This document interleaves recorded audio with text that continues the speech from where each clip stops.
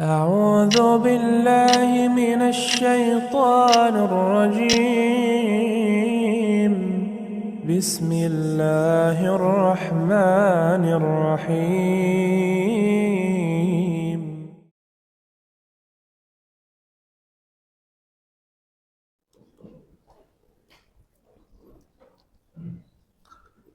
Bismillahirrahmanirrahim. Assalamualaikum warahmatullahi wabarakatuh.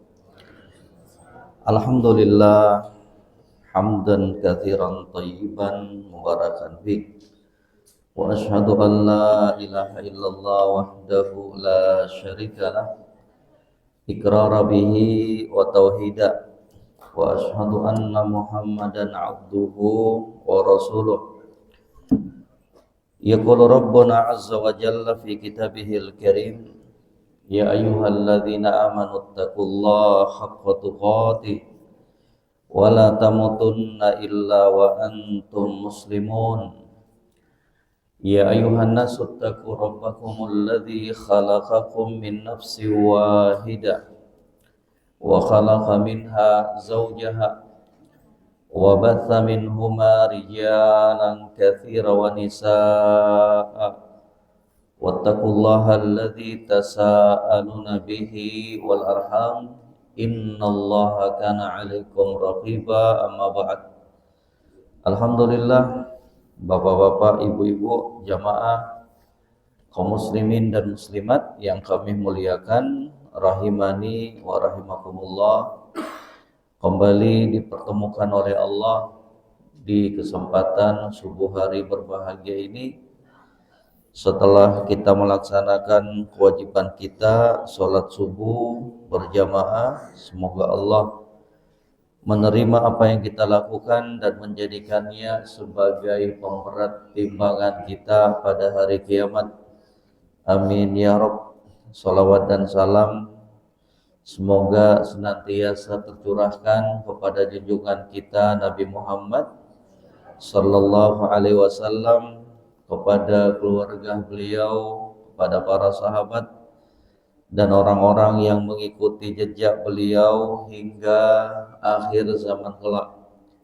Bapak Ibu yang kami muliakan, jamaah kaum muslimin dan muslimat, di hadapan kita kelanjutan dari pembahasan kitab yang berjudul Furasu Kasbit Thawab wa Akthar min Khamsa wa Sab'ina Ba'dal Mi'ah Sababan fi Dukhulil Jannah. Kesempatan untuk meraih pahala dan lebih dari 175 jalan untuk bisa masuk ke dalam surga. Bahwa surga itu, ibu, bapak, adalah sebuah tempat yang betul-betul ada, yang dipersiapkan oleh Allah untuk orang-orang yang bertakwa, beriman kepadanya. Dan surga itu tidak didapatkan dengan berkhayal. Surga itu didapatkan dengan cara melakukan ikhtiar. Surga itu bisa diraih dengan cara berusaha, melakukan sebab-sebab, melakukan amalan-amalan yang dengannya bisa memasukkan seorang hamba ke dalamnya. Maka di antara amalan-amalan tersebut adalah apa yang akan kita paparkan di hari ini, dan juga apa-apa yang telah berlalu bersama kita di pertemuan-pertemuan yang telah lewat. Di hari ini kita akan masuk dalam pembahasan yang berikutnya di poin yang ke-24. Keutamaan menahan amarah. Keutamaan menahan emosi. Ibu bapak, ada yang nggak pernah marah di sini, ibu bapak? Ada yang nggak pernah emosi? Ada. Kalau ada nanti pihak dekamnya hadiahin umroh. Semua orang pasti berpeluang untuk marah, emosi, baik itu di rumahnya, baik itu di kantornya, di jalanan, di pasar, ataupun di tempat-tempat yang lainnya. Amarah dan emosi, ya, itu merupakan perkara yang manusiawi. Akan tetapi seorang muslim dan muslimah harus betul-betul bisa menempatkan emosi dan amarahnya tersebut pada kondisi dan keadaan yang benar, yang kemudian diistilahkan dengan ungkapan bijak di dalam mengelola emosi dan amarah. Bijak di dalam mengelola emosi dan amarah, bahwa amarah dan emosi itu ada dua jenis. Emosi dan amarah ada berapa jenis Bapak Ibu? Ada dua. Ada marah dan emosi yang mahmud, yang terpuji, yang dianjurkan. Ada juga emosi dan amarah yang madmum, tercelah dan diharamkan di dalam Islam. Kapan sih emosi dan amarah itu menjadi terpuji? Kapan sih amarah itu menjadi perkara yang disyariatkan di dalam Islam?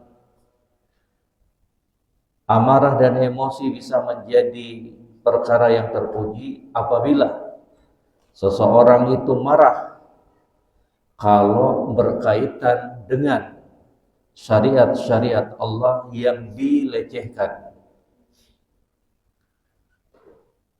Kalau syariat Allah dilecehkan, Al-Quran dibakar, Al-Quran dirobek, Nabi Muhammad sallallahu alaihi wasallam kemudian dihina, dicaci maki, dia diam saja, nggak marah, berarti ada sesuatu yang salah dari iman orang tersebut. Ya, harus marah itu, marah sebagai bentuk reaksi pelecehan terhadap agama Allah Subhanahu wa taala. Makanya Aisyah, Bapak Ibu jamaah sekalian, Aisyah istri Nabi sallallahu alaihi wasallam itu mengatakan, man taqaman Nabi sallallahu alaihi wasallam qat li nafsihi. Nabi itu enggak pernah marah, Nabi itu enggak pernah membalas dendam kalau perkara tersebut berkaitan dengan diri beliau sendiri, menyangkut pribadi. Ya, tolong digarisbawahi itu. Ya, beliau enggak marah, beliau enggak membalas dendam kalau perkara tersebut berkaitan masalah pribadi. Akan tetapi kata Aisyah, beliau akan marah dan membalas dendam kalau perkara tersebut sudah nyerempet mengena tentang kehormatan syariat Allah Subhanahu wa taala. Kalau kita sekarang beda Ibu, Bapak. Kalau masalah pribadi, langsung cepat tersulut emosinya.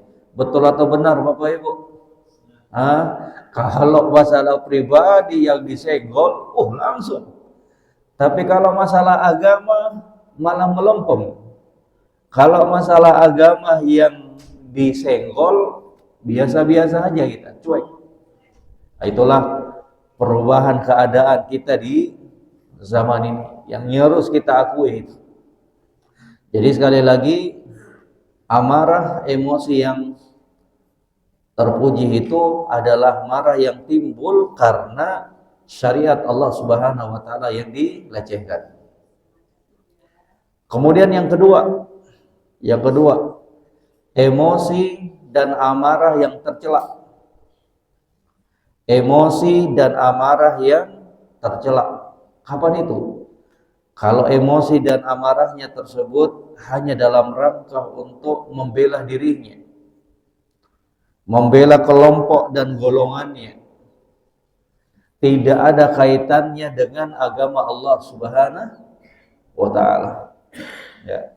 Jadi ini tercelah, mentang-mentang sukunya yang disenggol, marah dia. Kok bisa ini?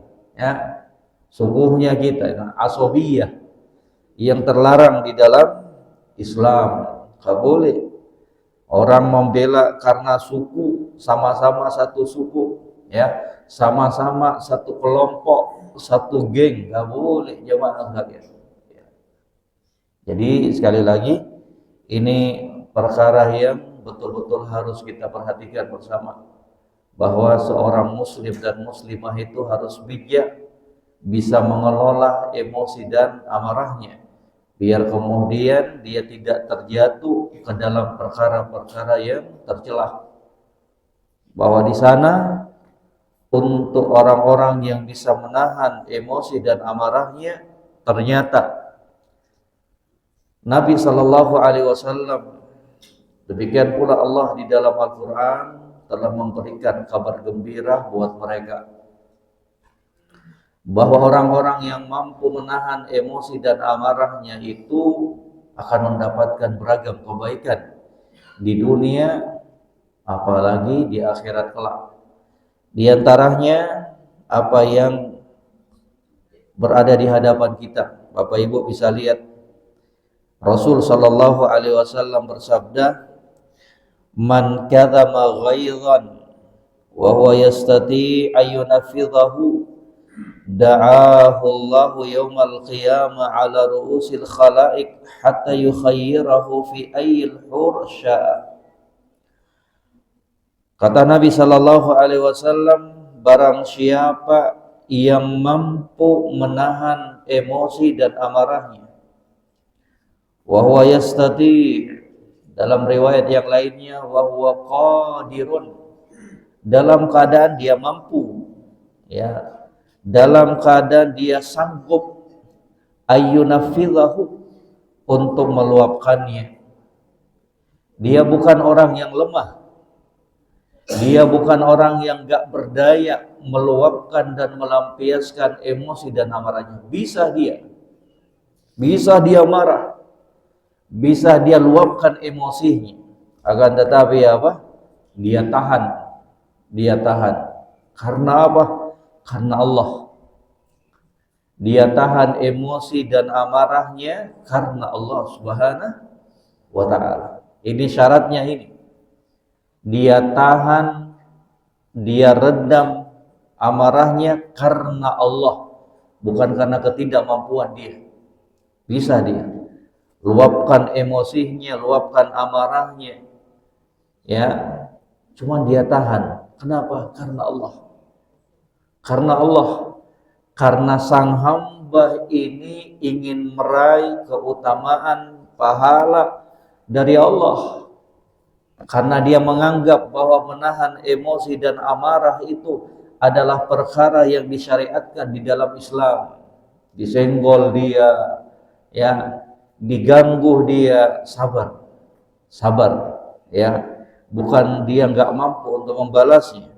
Untuk hamba-hamba yang demikian tipenya, untuk hamba-hamba yang demikian akhlak dan karakteristiknya, coba ibu bapak perhatikan, da'ahullahu yaumal qiyamah, Allah akan panggil hamba tersebut pada hari kiamat, ala ru'usil khalaik, di hadapan semua makhluk. Bayangkan, ya, di padang mahsyar semua makhluk dikumpulkan, dan untuk hamba-hamba yang penyabar ini, yang mampu menahan emosi dan amarahnya ini karena Allah, kelak dipanggil dia, ya, dipanggil di hadapan seluruh makhluk. Enggak sampai situ, ya. Ibu bapak, kalau dalam sebuah upacara, misalkan dalam sebuah acara, misalkan bersama para pejabat, kemudian namanya kita dipanggil, Bapak Samsul, ada Bapak Samsul, pinjam dulu namanya Pak. Bapak Samsul, tolong maju ke depan. Di hadapan masyarakat. Senang nggak kita? Senang, ya. Namanya manusia, senang. Diperkenalkan bahwa Pak Samsul ini Masya Allah menerima penghargaan ini dan itu karena jasa-jasanya. Wah, Masya Allah, ya, subhanallah. Itu tingkat manusia. Lagi mana dengan apa? Keadaan pada hari kiamat. Yang panggil dia pun siapa? Yang menciptakan makhluk, Allah Subhanahu wa ta'ala. Da'ahu Allahu yawmal qiyamah ala ru'usil khalaik, dipanggil hambanya pada hari kiamat di hadapan para makhluk. Enggak sampai situ, hatta yukhayyirahu fi ayyil hursya, sampai-sampai dia disuruh memilih, ya, bidadari mana saja yang dia inginkan. Subhanallah, ya, bidadari. Jadi pingin masuk surga, pingin dapat bidadari, caranya apa? Tahan emosi dan amarah. Makanya bukan amalan yang remeh ini ibu bapak.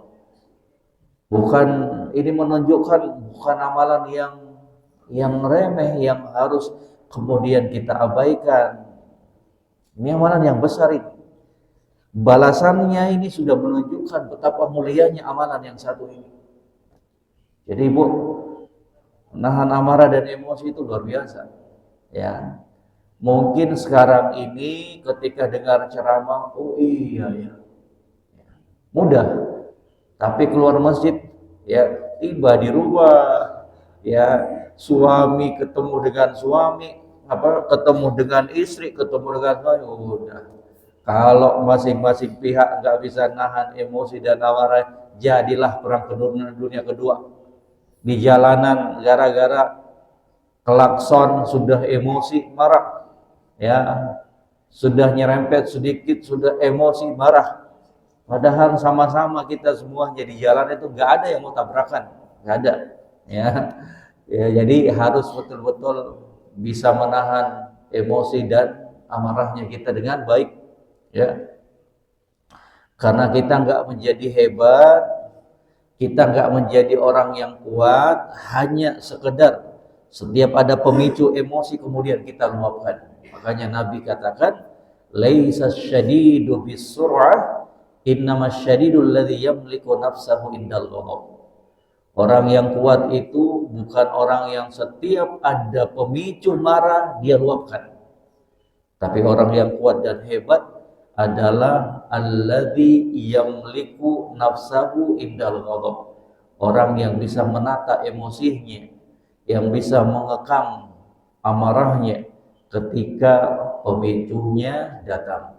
Makanya nanti juga insya Allah kita akan memberikan tips-tips agar kita bisa menjadi hamba-hamba yang bisa mengelola emosi itu dengan bijak dan tepat. Ada, ya, dari aturan-aturan, bimbingan-bimbingan junjungan kita Nabi Muhammad Sallallahu Alaihi Wasallam. Kemudian Rasulullah Sallallahu Alaihi Wasallam juga bersabda di dalam hadis yang lainnya, kata beliau, man kaffa ghadabahu satarahullah auratah. Barang siapa yang menahan dan mengekang emosi dan amarahnya, satarahullah auratahu, niscaya Allah akan menutupi aibnya. Subhanallah, ya. Wa man kadzama ghairan walau syaa'a ayyamdiyahu amdahu mala'allahu qalbahu ridha yaumal qiyamah. Barang siapa yang menahan amarahnya, ya, padahal dia mampu untuk meluapkannya, maka kata Nabi Sallallahu Alaihi Wasallam, niscaya pada hari kiamat Allah Subhanahu Wa Taala akan memenuhi hatinya dengan keridhaan. Subhanallah. Jadi sekali lagi, menahan emosi dan amarah itu merupakan amalan yang mulia di sisi Allah. Bahkan gak tanggung-tanggung, ya. Allah Subhanahu Wa Taala menyebutkan dan menjadikan salah satu sifat dan karakteristik hamba yang bakalan masuk ke dalam surga, calon penghuni surga. Siapa itu? Ya, di antaranya orang-orang yang pemaaf, di antaranya orang-orang yang mampu menahan emosi dan amarahnya. Wasari'u ila magfiratin min rabbikum wa jannatin 'arduha as-samawati wal ardu 'iddat lil muttaqin alladzina yunfiquna fis sarra'i wad dharra wal kadhiminal ghaidh. Bersegeralah kalian meraih surga Allah yang luasnya seluas langit dan bumi. Bersegeralah kalian meraih pengampunan Allah, surga yang telah dipersiapkan untuk orang-orang yang bertakwa. Gimana sifatnya itu? Orang bertakwa calon penghuni surga. Alladzina yunfiquna fis sarra'i wad dharra. Orang-orang yang sering menginfakkan hartanya di jalan Allah, baik dalam keadaan sempit maupun lapang. Itu salah satu sifatnya. Sifat yang kedua kata Allah, wal kadhiminal ghaidh.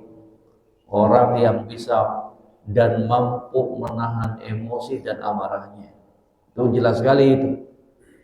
Allah sebutkan di dalam surat Ali Imran ini jelas dan gamblang bahwa salah satu sifat yang menonjol dari calon penghuni surga Allah adalah orang-orang yang wal kadhiminal ghaidh, yang mampu menahan emosi dan amarahnya.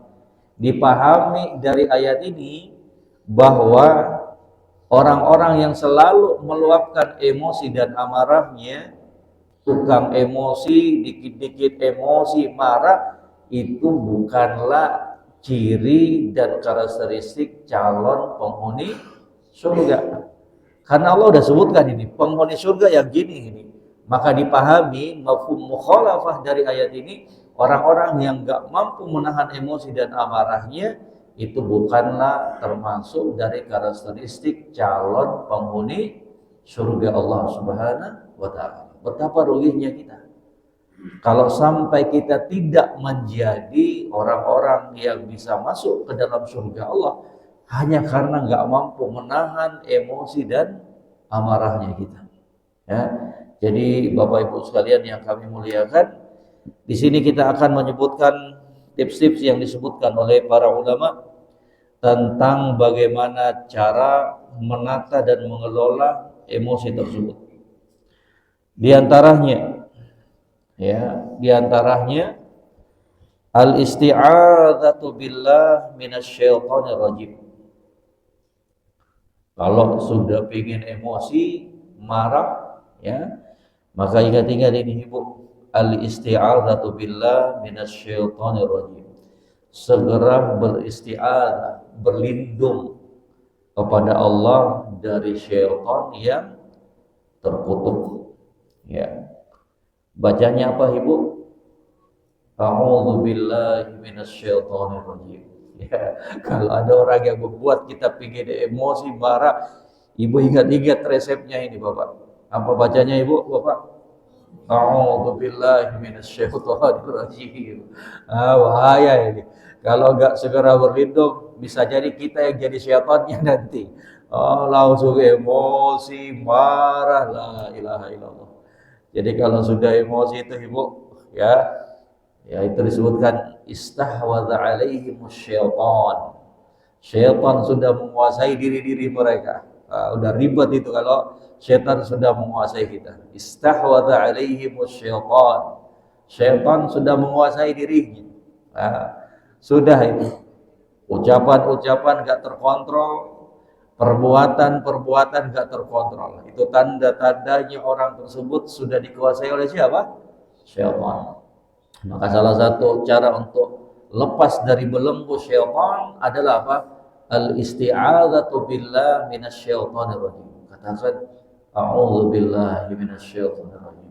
Ibu mau ngelus dada pun silakan. A'udzu billahi minasyaitonir rajim.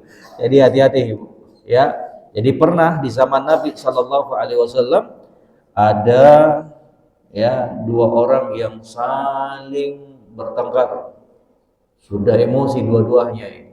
Ya, mukanya sudah merah, urat-urat lehernya sudah muncul, nongol. Ini menunjukkan sudah berada dalam puncak kemarahan kedua-duanya ini. Ya, sudah bertengkar, sudah emosi. Maka Nabi Shallallahu Alaihi Wasallam melihat mereka, maka Nabi Shallallahu Alaihi Wasallam mengatakan apa? Inni la'alamu kalimatan lau qalaha la dhahaba anhu ma yajidu. Lau qala a'udzubillahi minasyaitonir rajim. Saya tahu, kata Nabi, saya tahu ada sebuah ucapan yang sekiranya mereka ucapkan, yaitu dua orang yang bertengkar ini ucapkan kalimat ini, la dhahaba anhu ma yajidu, hilang apa yang mereka rasakan di dalam jiwa mereka. Lau qala a'udzubillahi minasyaitonir rajim. Sekiranya mereka mengucapkan a'udzubillahi minasyaitonir rajim. Ini teori, tolong dipraktekkan Ibu. Ya, ini teori. Ya, nanti kalau diperhadapkan tolong diingat ini ilmunya.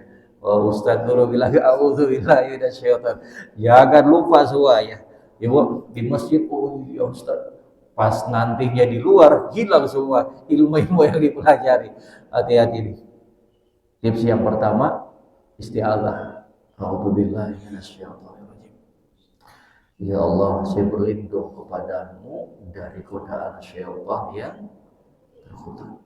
Dimanapun Ibu, dimanapun Bapak, di jalan, di rumah, di kantor, di pasar, dimanapun, ya, tahan emosi dan amarahnya kita. Itu penting, ya.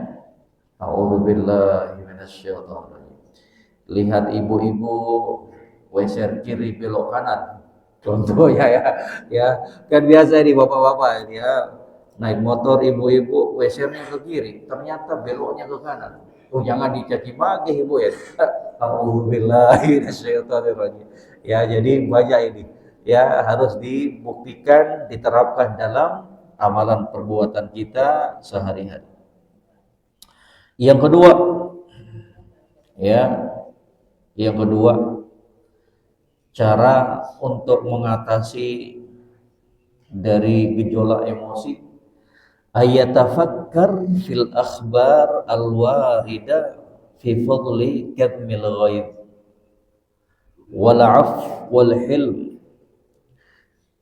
Pikirkan, tips yang kedua, pikirkan, renungkan hadis-hadis ataukah ayat-ayat Allah yang menerangkan tentang keutamaan menahan emosi dan amarah.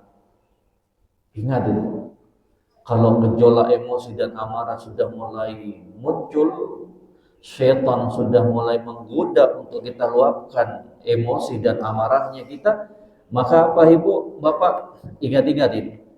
Ingat-ingat apa? Tentang ayat-ayat Allah, tentang hadis-hadis Nabi Shallallahu Alaihi Wasallam yang menunjukkan tentang betapa besarnya keutamaan dan pahala bagi orang-orang yang bersabar, tidak meluapkan emosi dan amarahnya. Di antaranya tadi apa Ibu? Surat Ali Imran itu. Bapak Ibu bisa lihat nanti surat Ali Imran, kalau nggak salah di ayat 133 itu 134. Yang menceritakan tentang karakteristik calon penghuni surga Allah, wal kadhiminal ghaidh, orang-orang yang mampu menahan emosi dan amarahnya. Ya, juga ingat-ingat hadis yang tadi kita bacakan itu. Ya, orang-orang yang mampu menahan emosi dan amarahnya kelak akan dipanggil pada hari kiamat di hadapan semua makhluk. Subhanallah. Ya. Juga ingat-ingat ya bagaimana Allah Subhanahu wa taala memberikan pujian kepada orang-orang yang bersabar. Wallahu yuhibbus sabirin. Sesungguhnya Allah itu cinta dan senang kepada orang-orang yang sabar. Sabar itu bukan berarti lemah, sabar itu bukan berarti nggak mampu untuk meluapkan emosi, bukan. Tapi kita bersabar, memaafkan karena kita ingin yang lebih bagus di sisi Allah Subhanahu wa Ta'ala. Emosi itu ibu senangnya sekejap doang, betul nggak? Meluapkan emosi itu sebentar doang. Ya, marah, emosi. Setelah itu yang ada apa? Penyesalan. Penyesalan. Ya. Kemudian yang berikutnya. Ya. Yang ketiga, ayu khawwifa nafsahu min iqabillah. Dia ingatkan dirinya untuk takut terhadap siksaan Allah Subhanahu wa Ta'ala. Kalau kita pengen luapkan emosinya, kita ingat-ingat ibu bahwa Allah Subhanahu wa Ta'ala itu maha mampu untuk menghukum kita juga. Ya, qudratullah alayya a'zam min qudrati ala hadzal insan. Ibu, bapak, kita mau emosi, luapkan amarahnya kita pingin pukul orang itu, kita pingin caci maki orang tersebut, apalagi mereka mungkin di saat itu nggak sengaja melakukannya, orangnya lemah, ya, tiba-tiba nyeruduk motor kita, mobil kita dari belakang, bapak udah tua, ataukah masih kecil, ibu-ibu, ya, anak kecil misalkan, kemudian kita ingin tonjok dia, ingin pukul dia. Ingat ini, ayu khawifa nafsahu min iqabillah. Allah itu maha mampu untuk menyiksa kita dibandingkan perbuatan kita kepada orang-orang yang lemah tersebut, yang gak berdaya tersebut. Ya, jadi jangan sampai perbuatannya kita memukul orang, mencaci maki orang, kemudian berbalas yang lebih parah dari Allah Subhanahu wa Ta'ala. Hati-hati, hati-hati. Sebagaimana kita perlakukan hamba Allah, maka demikian pula Allah Subhanahu wa Ta'ala akan memperlakukan kita. Al-jaza min jinsil amal. Ini hati-hati. Itu kaidah yang luar biasa itu di dalam Islam. Allah akan perlakukan kita sebagaimana perlakuan kita kepada hamba-hambanya. Kalau kita nyiksa hamba Allah, kalau kita zalimi hamba-hamba Allah, maka tunggu aja. Allah Subhanahu wa Ta'ala akan menurunkan siksaan dan azabnya. Tapi kalau kita berbuat baik kepada hamba-hamba Allah, maka niscaya Allah Subhanahu wa Ta'ala pun akan berbuat baik kepada kita. Itu yang disebutkan oleh para ulama. Allah akan memperlakukan kamu sebagaimana kamu memperlakukan hamba-hambanya. Ya, kita permudah urusan orang lain, tunggu aja. Allah akan permudah urusannya kita. Ya, makanya Nabi katakan apa? Man yassara mu'minan fid dunya yassarahullahu fid dunya wal akhirah. Siapa yang sering memudahkan urusannya seorang muslim di dunia, maka Allah akan memudahkan urusannya di dunia dan di akhirat. Allah balas dengan apa? Sesuatu yang lebih bagus. Ibu, bapak bantu orang lain, tunggu aja bantuan Allah Subhanahu wa Ta'ala untuk dirinya ibu. Wallahu fi aunil abdi maka al-abdu fi auni akhihi. Allah akan senantiasa bantu hamba selama hamba tersebut mau membantu saudaranya yang lain. Ibu, bapak, tolong diingat-ingat pesan untuk kita semuanya, bahwa kebaikan yang kita lakukan kepada orang lain pada hakikatnya kebaikan untuk dirinya kita sendiri. Kebaikan yang kita lakukan kepada orang lain pada hakikatnya adalah perbuatan baik kita untuk dirinya kita sendiri. Kita yang akan tua itu semuanya. Apapun dan sekecil apapun perbuatan baiknya kita itu kepada orang lain, jangan pernah kita berpemikiran bahwa dia itu yang berutang jasa kepada saya. Enggak, bukan gitu pola pikir seorang muslim dan muslimah.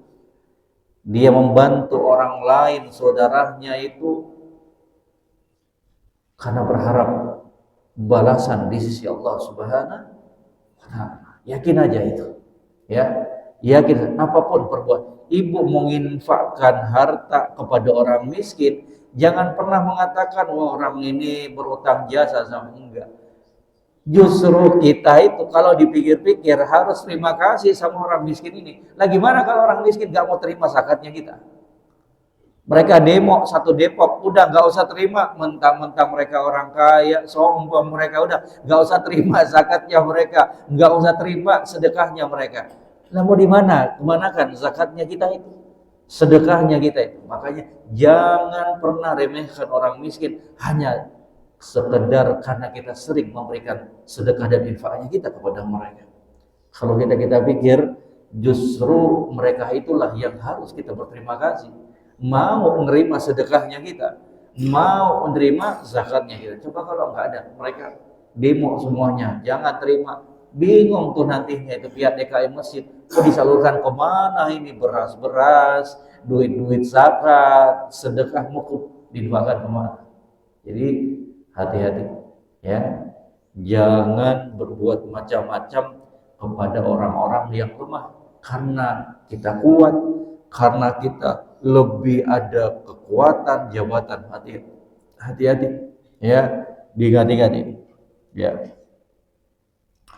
Kemudian yang berikutnya, yang keberapa Ibu? 4. Kemudian yang keempat ya, ayyahdhara nafsahu akibatal adawa wal intiqam. Kalau sudah pingin emosi dan marah, maka ingatkan dirinya kita tentang bahaya permusuhan dan balas dendam. Ibu, Bapak, mohon maaf, kalau kita diganggu kemudian kita balas, itu hati-hati. Pembalasan yang kita lakukan itu akan dibalas lagi lebih parah dengan orang itu. Betul nggak? Hah? Coba kalau kita diam, coba kita nggak balas, kan selesai masalah, Ibu. Tapi kalau kita balas orang tersebut, dia akan berpikir lagi 1000 cara untuk apa? Membalas dendam yang lebih parah dengan perbuatannya kita. Hati-hati ya. Bisa jadi emosi yang tidak terkendali tersebut, luapan amarahnya kita akan berimbas kepada istri dan anak-anaknya kita, akan berimbas kepada usahanya kita ya, karena disenggol sedikit, diganggu sedikit, dia balas, akhirnya apa? Orang ini berpikir, oh dia ada toko di situ, itu dibeji, udah dibakar sama dia ya. Oh dia punya istri, anak, sekolah di sini, anaknya itu diculik, anaknya kita. Berarti apa? Akan menimbulkan, itulah bahaya permusuhan. Bahayanya apa? Pembalasan dendam, itu lebih parah lagi ya. Jadi kalau dipikir-pikir, ya lebih penting apa? Sabar ya. Sabar itu luar biasa ya. Murrun madzaqatuhu walakin awaqibahu ahla minal asal. Kata penyair Arab, sabar itu ya pahit memang ya, tapi akibat yang ditimbulkannya itu lebih manis dibandingkan apa? Madu. Ya, lebih manis dibandingkan apa? Madu.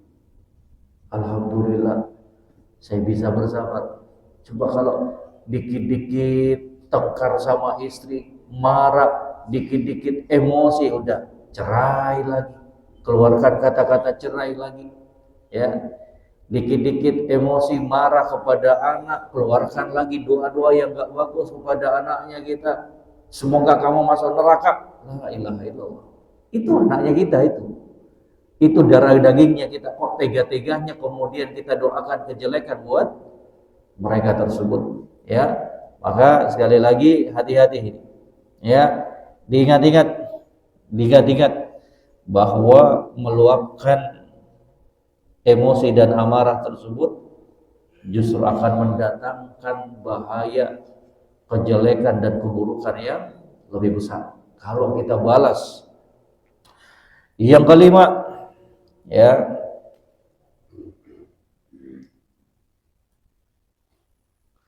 ayya'lam anna ghadabahu innama kana min syai'in jara ala wafqi muradillahi ta'ala la ala wafqi muradihi fa kaifa yuqaddim muraduhu ala muradillahi azza wa jalla. Dia harus tahu bahwa marahnya dia itu harus sejalan, harus seiring dengan apa yang diinginkan oleh Allah Subhanahu wa ta'ala. Artinya marahnya betul-betul dilandasi lillah, karena Allah Subhanahu wa ta'ala, ya. Bukan marah untuk mengikuti seruan hawa nafsunya. Itulah yang disebutkan apa? Halawatul iman. Lezatnya iman itu diantaranya akan dirasakan apa? Al-hubbu wal fuddu fillah. Al-hubbu wal bughdu fillah. Cinta dan benci karena Allah. Itu salah satu, ya, salah satu tali yang kuat di dalam Islam. Cinta dan benci karena Allah. Cintanya dilandasi karena Allah, bencinya pun dilandasi karena Allah Subhanahu wa ta'ala. Bukan karena seruan hawa nafsunya, bukan. Ya, al-hubbu fillah wal bughdu fillah. Cinta dan bencinya karena Allah Subhanahu wa ta'ala. Itu yang harus kita selaraskan dalam dirinya kita, bahwa kita diperkenankan marah itu kalau sesuai dengan apa yang diinginkan oleh Allah Subhanahu wa ta'ala, bukan meluapkan emosi karena keinginan hawa nafsunya kita. Ya, jadi ingat-ingat itu. Ini ada disebutkan bagaimana pujian Allah Subhanahu wa ta'ala dalam surat Ali Imran ayat 134. Ali Imran 134, wal kadhimina al-ghaidh wal 'afina 'anil nas wallahu yuhibbul muhsinin. Orang-orang yang mampu menahan dan meredam emosinya, wal 'afina 'anil nas, orang-orang yang pemaaf. Ibu, Bapak, enak tuh jadi orang-orang yang pemaaf, jangan menjadi pribadi yang pendendam. Enggak enak hidupnya kita, Ibu. Ya, dikit-dikit ada masalah sama orang dipendam aja terus, emosinya itu, amarahnya disimpan terus sampai bertahun-tahun, ya, dendam. Nggak boleh. Lapangkan hatinya kita, ya. Kenapa, Ibu, terkadang kita banyak kecewa kepada manusia? Ya, salahnya kita sendiri, karena kita sudah meletakkan harapannya kita kepada manusia, bukan kepada Allah Subhanahu wa ta'ala. Jadi jangan salahkan orang lain, Ibu, salahkan dirinya kita. Kita ternyata terlalu banyak kecewa kepada manusia, ya salahnya kita sendiri. Yang seharusnya harapannya kita letakkan kepada Allah Subhanahu wa ta'ala. Gak kecewa kita, Ibu, kalau semua harapannya kita serahkan dan titipkan kepada Allah Subhanahu wa ta'ala.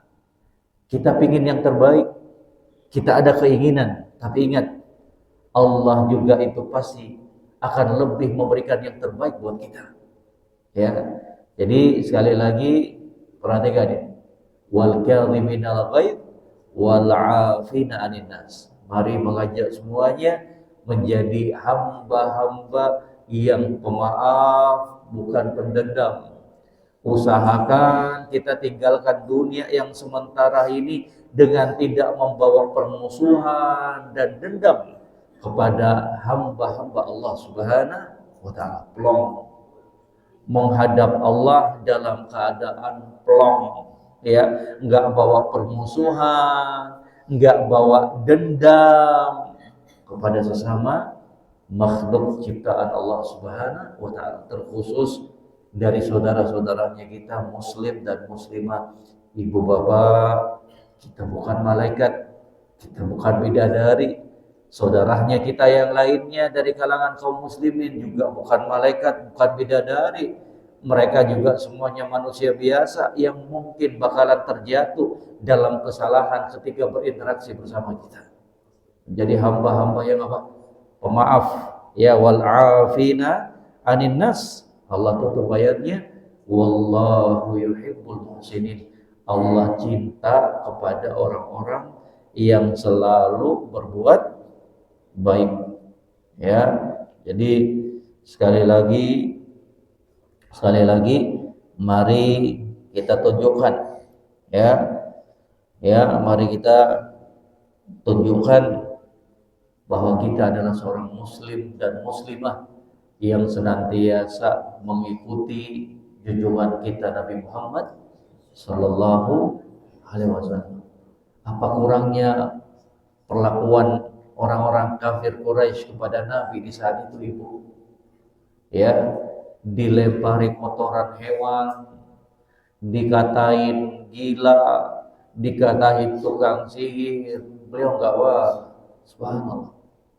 Padahal kalau dipikir-pikir, seharusnya Nabi, orang yang termulia, itu apa? Harus membela diri. Tapi ini enggak, ya.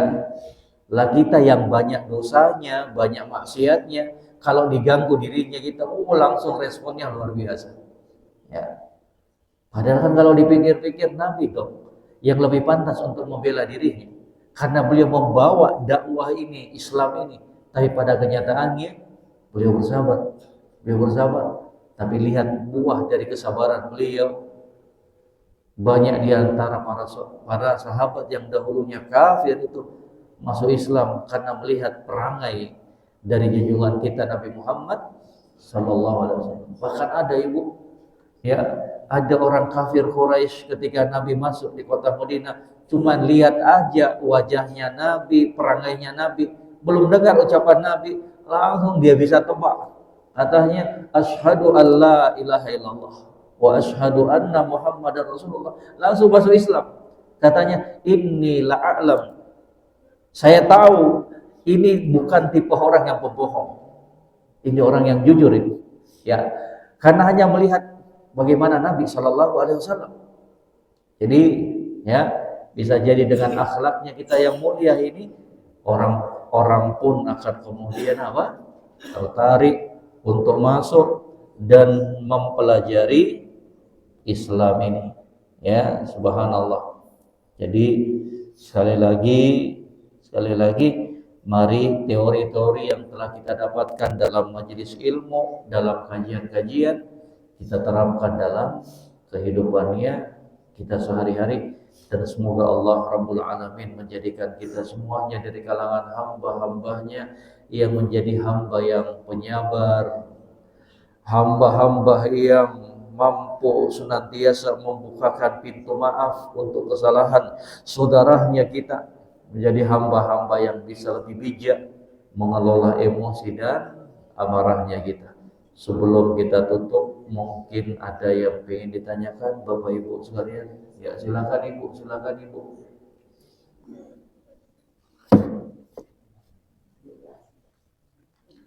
Ada mic-nya, Ibu.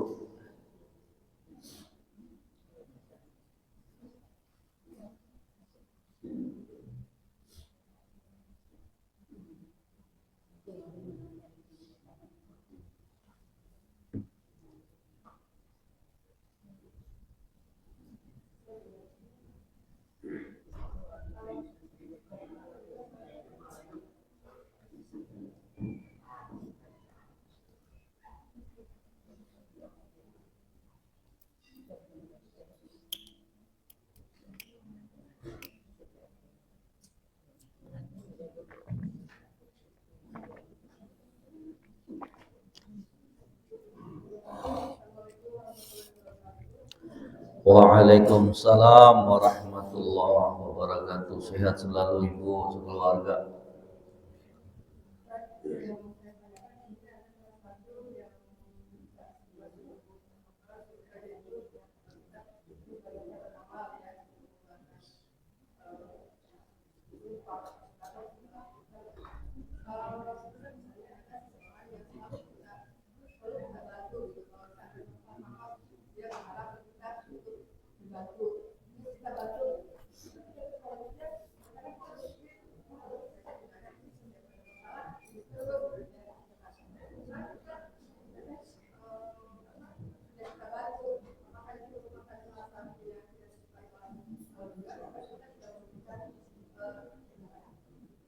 Gimana Ibu?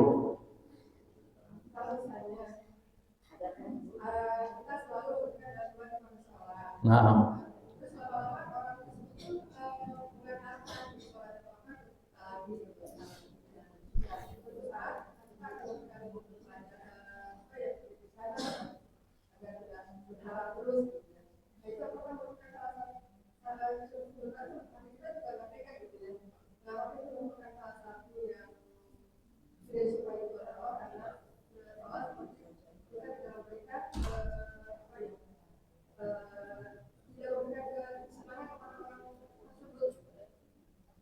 barakallahu fiik.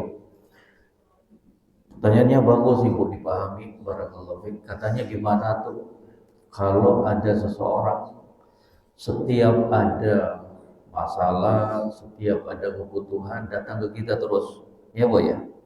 Ya.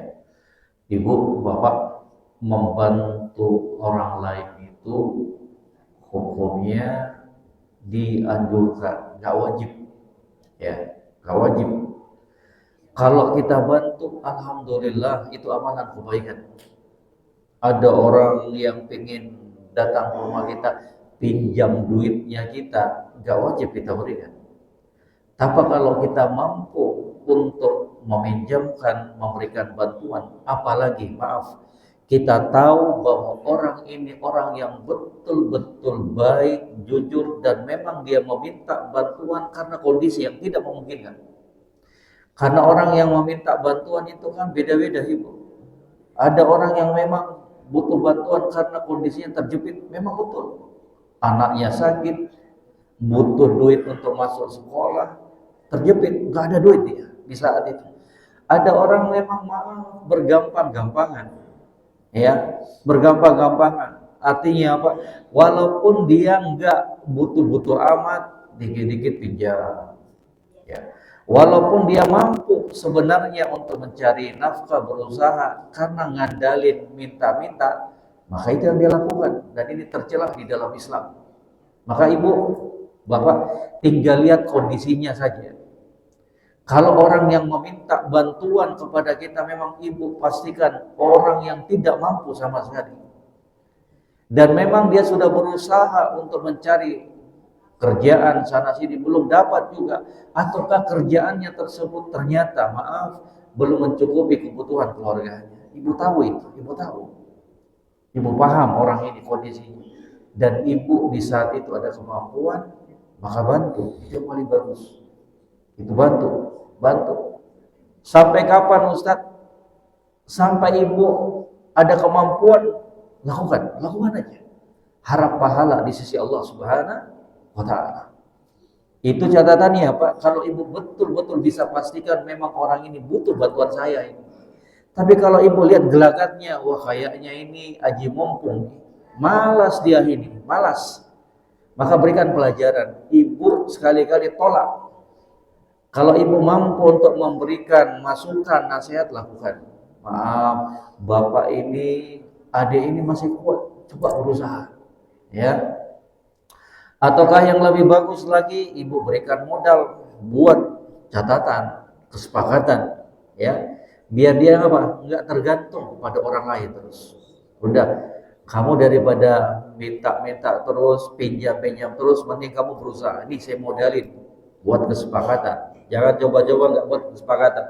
Sekarang ini kita hidup di zaman yang naudzubillah Ibu. Ya, pokoknya buat semuanya hitam di atas putih. Ya, sudah banyak kejadian itu. Gak apa-apa, itu teman dekat saya, ya. Orang kalau sudah lihat duit Ibu sudah hilang semuanya itu. Buat hitam di atas putih. Itu kalau Ibu mau buat biar dia bisa mandiri, biar dia tidak tergantung lagi dengan kita, ya. Jadi Enggak semua dan enggak harus, enggak wajib setiap ada orang yang ingin meminta bantuannya kita harus kita ini nanti kita berdosa, enggak demikian. Ya. Jadi hukum asal dalam membantu itu adalah apa? Ta'awun wa ta'awanu 'alal birri wat taqwa. Tolong menolong kalian dalam perkara ketakwaan dan kebaikan, ya. Kita enggak dosa, Kalau ada orang yang ingin pinjam duitnya kita kemudian kita tolak, kita enggak dosa kalau enggak memberikannya. Ya, wallahu taala a'lam. Barakallahu fi. Demikian Ibu, semoga bisa dipahami. Iya, silakan Ibu, silakan.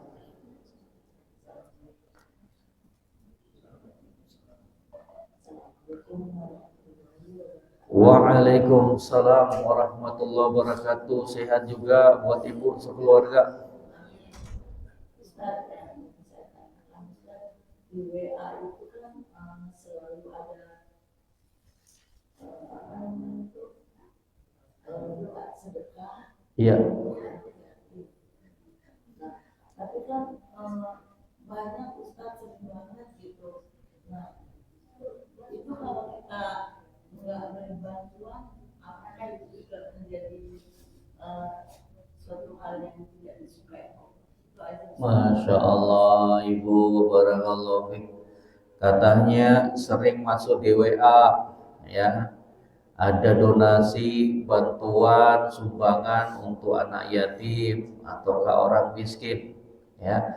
Apakah kalau kita nggak nyumbang, ya, nggak nyumbang kita berdosa? Ibu, nyumbang itu bebas, ya. Ibu nyumbang ke masjid ini, nyumbang ke anak yatim di dekat rumahnya Ibu, silakan. Mau nyumbang lewat WA tersebut juga, yang penting orangnya amanah, betul-betul ada menyampaikan sumbangan tersebut, lakukan. Ya. Jadi kalau Ibu yang di WA itu nggak nyumbang, tapi Ibu nyumbang di tempat lain, udah selesai masalah. Paham ya Bu ya? Jadi nggak mesti yang harus di WA itu. Ibu nyumbang ke pantai asuhan anak yatim piatu yang dekat rumahnya Ibu nyumbang ke masjid dekat rumah, udah selesai masalah itu. Yang tercela kalau kita pelit, yang tercela kalau kita nggak mau ngeluarin duitnya kita dalam bersedekah, itu yang tercela itu. Padahal kita mampu, padahal kita ada kelonggaran, padahal kita ada kelapangan. Tidak nyumbang yang lewat WA, tidak juga nyumbang secara langsung dekat rumahnya kita, itu yang tercela itu. Padahal harta itu cuma titipan doang. Padahal harta itu kelak dimintai pertanggungjawabannya di sisi Allah Subhanahu wa Ta'ala. Maka pastikan pada hartanya kita sudah memberikan hak Allah berupa zakat, dan pastikan pada hartanya kita ada infak sedekah yang telah kita keluarkan. Jadi nggak mesti harus setiap ada pengumuman di WA untuk sumbangan kita sumbang. Ya, kalau ada kemampuan silakan. Kalau kita ingin di tempat yang lain pun silakan.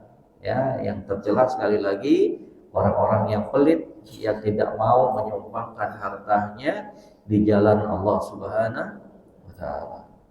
Demikian Bapak Ibu sekalian, ya, kita cukupkan. Semoga apa yang singkat ini bisa memberikan pencerahan, kebaikan, pendorong untuk kita semuanya. Wa akhiru da'wana alhamdulillahi rabbil alamin. Subhanakallahumma bihamdik, asyhadu an la ilaha illa anta astaghfiruka wa atubu ilaik. Wassalamualaikum warahmatullahi wabarakatuh. Wa jazakumullahu khairan. Barakallahu fikum.